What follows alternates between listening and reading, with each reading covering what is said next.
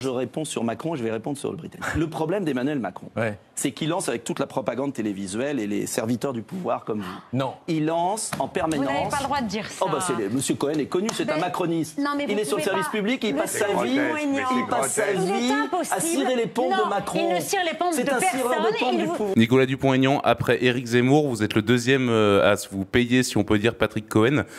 Comment vous est venue cette idée finalement d'attaquer comme ça frontalement Patrick Cohen ? Mais j'ai attaqué personne.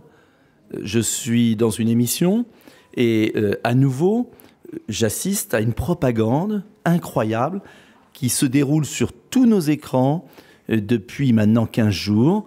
C'est Télé Macron, Radio Macron, journaliste Macron. Pas tous les journalistes, faut être honnête, mais certains qui, s'expriment comme s'ils étaient vraiment les avocats d'Emmanuel Macron, les porte-parole d'Emmanuel Macron, au mépris de toute déontologie journalistique, au mépris du service public, car l'émission dans laquelle j'étais est du service public. Voilà. Donc j'ai simplement dit sa vérité à Monsieur Cohen. C'est un cireur de pompe, oui, tout le monde le sait. Quant à l'animatrice, parce que c'est pas une journaliste, une animatrice, je ne sais plus comment elle s'appelle, qui me demande d'excuser. Non mais j'avais l'impression d'être Jeanne d'Arc devant l'évêque Cochon, quoi. C'est n'importe quoi. Enfin, on n'est pas à l'Inquisition. Donc c'est fini. Et moi je dis aux Français, je dis aux hommes et femmes politiques, maintenant on doit plus se laisser marcher dessus. On vous a accusé quand même de vouloir chercher le coup de com', de chercher la provocation pour créer un peu le buzz.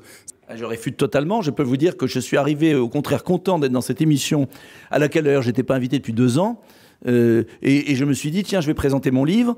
Enfin, on va pouvoir parler de choses sérieuses. Donc, il n'y avait aucune préméditation. Mais simplement, c'est sans cesse. C'est-à-dire que ils sont vraiment dans une organisation. Parce que c'est pas un individu seul. C'est quelques éditorialistes bien organisés qui ont cassé François Fillon à une époque, quelles que soient les affaires, qui se sont attaqués à Le Pen à un moment, qui maintenant s'attaquent à moi parce que je gêne. Voilà la réalité. C'est que notre liste a un vrai succès et vous avez eu la petite musique. Les sondages baissent, en berne, n'importe quoi. On n'a jamais eu d'aussi bons sondages. On est en mesure de bouleverser la droite française.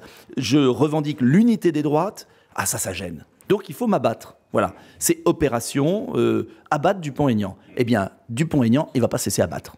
Alors, on voit sur l'écran de télé derrière vous, donc 10e grand débat pour Emmanuel Macron. Justement, on accuse souvent Emmanuel Macron de profiter de ce grand débat pour mener un peu sa campagne européenne. C'est votre sentiment aussi ? Mais c'est au mépris de toutes les règles. Imaginez que ça se passe en Russie. Imaginez que ça se passe en Pologne. Imaginez que ça se passe en Italie. Imaginez que ça se passe en Hongrie chez Orban. Mais qu'est-ce qu'on dirait ? C'est insupportable ce qui se passe. Mais rassurez-vous, les Français ne sont pas idiots. Les Français commencent à en avoir vraiment assez. Et je pense que je fais appel vraiment aux journalistes indépendants, il y en a encore, pour qu'eux aussi fassent le ménage chez eux et remettent la déontologie au cœur du métier de journaliste. Déontologie qui, selon vous, n'est plus respectée, en fait. C'est une évidence. Enfin, poser la question dans la rue, regarder les émissions, ce sont les porte-paroles. D'ailleurs, ils devraient... Vous savez, c'est comme en Union soviétique, à un moment... vous savez, la différence, on dit, c'est qu'en Union soviétique, au moins, ils portaient l'uniforme.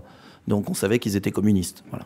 Alors, depuis la crise des Gilets jaunes, il y a en effet une grande défiance vis-à-vis de certains médias. Est-ce que vous n'avez pas peur des accusations ? Vous accuserez de surfer un peu, justement, sur cette défiance qu'a les lecteurs vis-à-vis des médias ? Je surfe sur rien du tout, je dis ce que je pense. Ce matin, j'étais à une émission très sérieuse de KTO, La Croix, Radio Notre-Dame. On a parlé du fond. J'ai fait aucune polémique. Moi, je ne cherche pas la polémique. Je cherche à ce qu'on puisse parler librement dans notre pays. Le pouvoir est confisqué. Les médias sont confisqués. La justice est confisquée. Nous sommes en train de dériver dans un régime autoritaire. Et on doit se lever.